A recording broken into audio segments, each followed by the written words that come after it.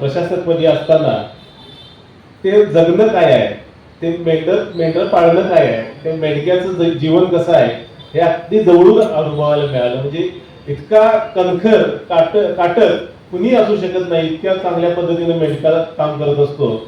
आणि ज्या पद्धतीनं तो रात्रीच्या पावसात अचानक पाऊस आला की मेंढर पळायला लागतात, त्याला जंगलातून हुडकून आणून जागेवर ठेवायला लागते आणि त्या जागत्या पहारा देऊन तो रातभर तिथं काढत असतोय. हे डोळ्यानं जेव्हा बघितलं बाळूमामाच्या मेंढरात गेल्यावर, तेव्हा कळालं की मेंढक्याचं जीवन काय असते.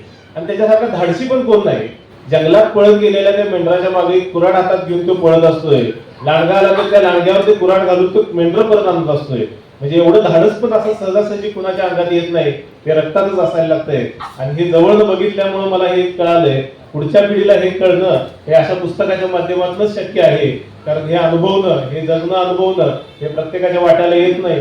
हे इतकं सौंदर्य जगण्याचं हे आपल्याला सगळ्यांना मिळालेलं नाही. परंतु ह्या पुस्तकाच्या माध्यमातून जे चांगल्या पद्धतीनं पुजारी साहेबांनी सगळ्यांसमोर मांडले, म्हणजे आमच्या पिढीला किंवा आमच्या मुलांना जे आम्हाला सांगायचं आहे ते त्यातनं त्यांना जर जगणं कळालं तर खूप चांगल्या गोष्ट आहे. आज आपल्या कार्यक्रमाचे जे पुस्तकाचे उद्घाटक होते माननीय कलेक्टर साहेब मुलेरगे साहेब, बैठकीत अजूनही आहेत. मी पण त्या मीटिंग मधूनच आलोय.